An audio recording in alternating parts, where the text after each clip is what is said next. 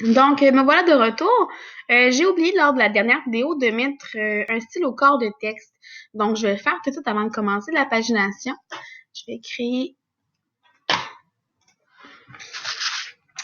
un style et je vais l'appeler, attendez un petit peu, comment que vous l'appelez vous?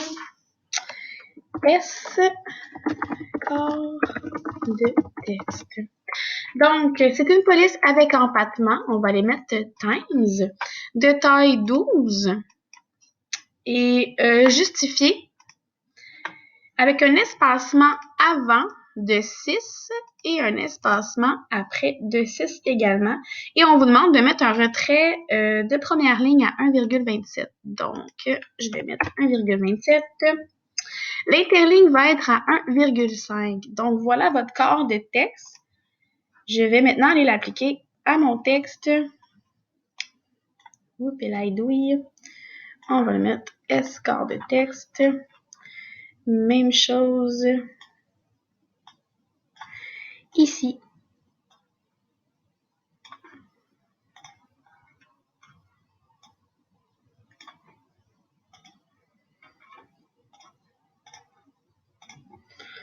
Je sais pas pourquoi je me cassais la tête à sélectionner. Là, ici, il y en a beaucoup, fait je vais sélectionner. Sinon.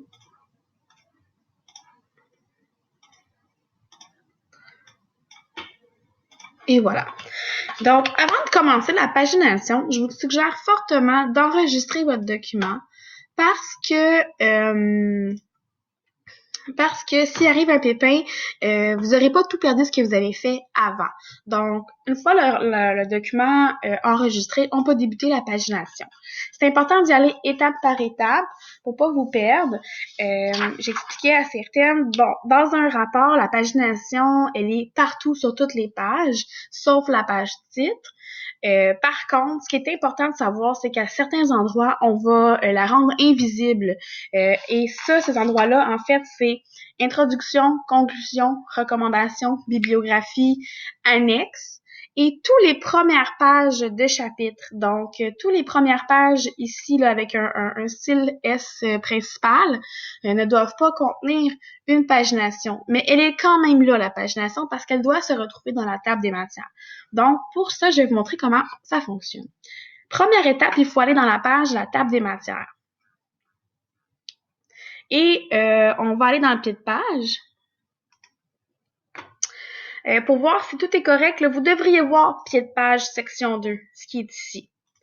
Donc, maintenant, on ne veut pas qu'il soit lié à la section précédente. OK? Ici, j'ai une section, ici, j'en ai une suivante.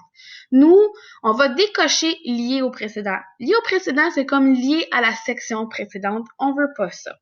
Donc, décocher lié au précédent. On est toujours dans la table des matières. Maintenant, on va aller dans numéro de page et choisir bas de page numéro normal 2. Donc, dans numéro de page, bas de page, numéro normal 2. Ce qui se trouve à être, je suis dans la table des matières, on va aller en bas. Ça, je vais l'effacer, pardon. Donc, je vais aller atteindre le pied de page, je recommence.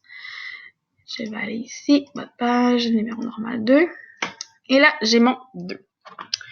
Je vais maintenant aller dans format, numéro de page, et je vais aller choisir la numérotation II. Ensuite de ça, je vais faire OK.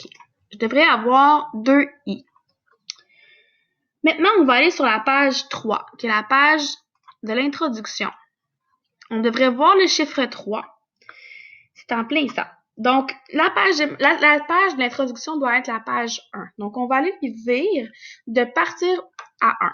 Donc, numéro de page, format numéro de page, à partir de 1. Et notre introduction est maintenant une page 1. Nous, on ne veut pas avoir de chiffres sur cette section-ci dans la première page de la section 3.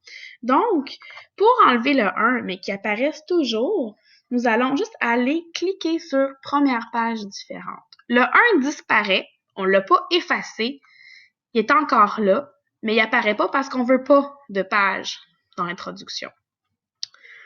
On continue. Je m'en vais à la suivante, qui est la page 2. Et est-ce que c'est une page de chapitre? Oui, c'est une première page de chapitre parce que j'ai un S principal. Donc, je coche, mon 2 disparaît. Je continue, je m'en vais sur la page 3. Est-ce que c'est une page de chapitre? Oui, je coche pour faire disparaître mon 3. Est-ce que ici c'est une première page de chapitre?